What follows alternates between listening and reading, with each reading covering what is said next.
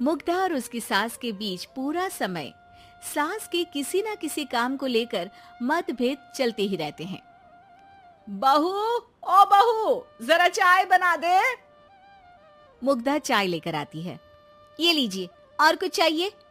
अरे नहीं, बस चाय पीने का मन था। जाओ, तुम दूसरा काम करो। चाय पीने के थोड़ी देर बाद सास दोबारा मुग्धा को आवाज लगाती है। अरे बहू रे, आओ बहू, जरा हलवा तो बना दे, मीठा खाने को मन हो रहा है। इसी तरह मुग्धा की सास पूरा समय कोई ना कोई काम बताकर उसे रसोई से बाहर तक निकलने नहीं देती। कभी चाय, कभी हलवा, कभी पानी तो कभी दूध, हर समय खाने को चाहिए और उसके लिए अपने हाथ पैर बिल्कुल नहीं हिलाने। परेशान किया हुआ है इन्होंने। सास की जबरदस्ती परेशान करने की आदतों से दुखी मुग्धा एक शाम सचिन के साथ अपने कमरे में बैठी हुई बात कर रही होती है। सुनो जी, मम्मी जी की ये जानबूझकर मुझे परेशान करने की फरमाइशों से मैं बहुत फ्रस्ट्रेट हो चुकी हूँ। पूरे दिन में एक सेकंड का आराम नहीं मिलता। रसोई से बाहर कदम रखती नहीं कि बहू ये बना दे, बहू री वो बना दे। अरे इनकी फरमाइशें चलती ही रहती है। अरे मुग्धा, माँ खाने की शौकीन है, पर उम्र हो चली है, खुद खाना नहीं बना सकती, इसलिए तुमसे बोलती है। अरे तो शौक भी उम्र देख कर रखने चाहिए ना। समझ में नहीं आता, हर समय फेविकॉल का जोड़ लगाए सोफे से चिपके बैठी रहती है। इतना सब डाइजेस्ट कैसे हो जाता है उन्हें?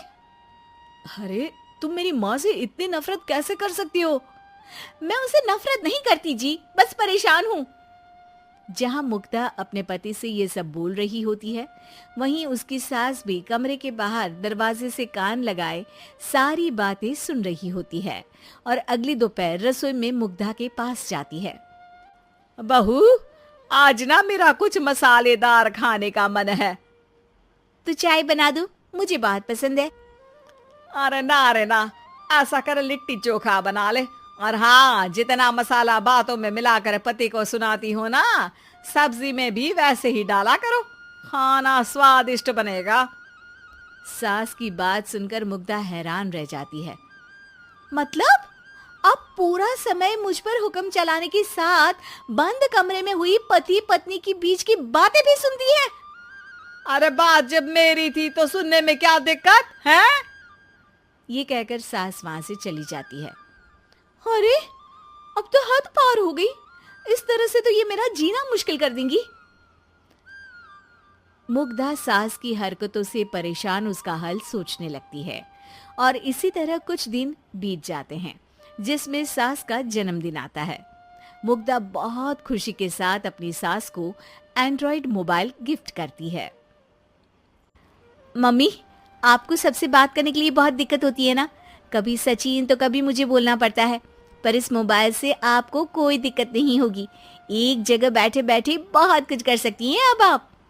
मोबाइल देख सासू माँ खुश हो जाती है, पर उसे इस्तेमाल करना तो आता नहीं, इसलिए साइड में रख देती है। जिसे देख मुग्धा घर का सारा काम छोड़ मोबाइल सेट कर सास को इस्तेमाल करना सिखाने लगती है, जिसके बाद अब सास पूरा समय मोबाइल में ही लगी रहती है। हाय, जब से मम्मी को मोबाइल मिला है मेरी लाइफ में कितनी शांति आई है। अच्छा है, इसी तरह बिजी रहे तो मैं भी सुकून की जिंदगी जी पाऊंगी। अब मुग्धा जब मन करे काम करना, जैसा चाहे वैसा खाना बनाकर खाना, पूरा समय रिलैक्स और खुश रहने लगती है। क्या बात है, आजकल तुम बहुत चहक रही हो। अरे मम्मी जी से छुटकारा जो मिला है, अब ना फरमाइशें ना छुप छुप कर बातें सुनना।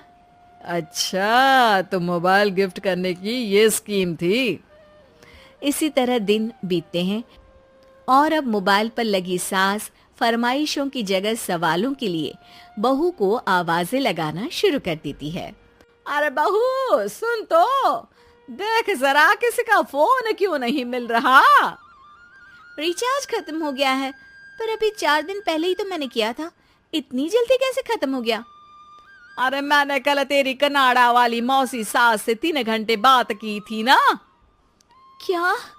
इतना महंगा तो मोबाइल भी नहीं आया जितना महंगा इसका रिचार्ज पड़ रहा है। इसके बाद तो जैसे मुग्धा के दिन के 24 घंटे में से 20 घंटे सास के पास उनके मोबाइल रिलेटेड प्रॉब्लम सॉल्व करने की ड्यूटी ही बन जाती है।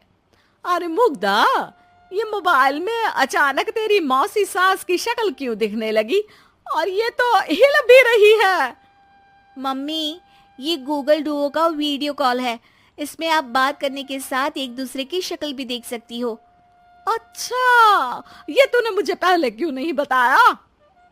अब बताने के लिए पहले नहीं बताया।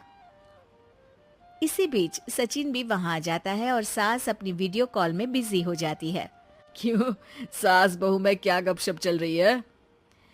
इसे गपशप नहीं, दिमाग का दही होना बोलते हैं। पर तुम तो मम्मी को मोबाइल देकर बहुत खुश थी, फिर क्या हुआ? हाँ, उसका सुकून भी कुछ ही दिन मिला। अब घर के टंटे खत्म हुए तो मोबाइल की टिंग टिंग शुरू हो गई।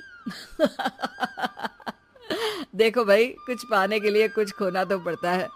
आखिर तुमने मोबाइल अपने फायदे के लिए ही तो दिया है, तो फिर सवालों के जवाब भी देने पड़ेंगे, क्योंकि जब तक उनके हाथ में ये फुंथरू रहेगा, तुम्हारी लाइफ में प्राइवेसी और सुकून रहेंगे।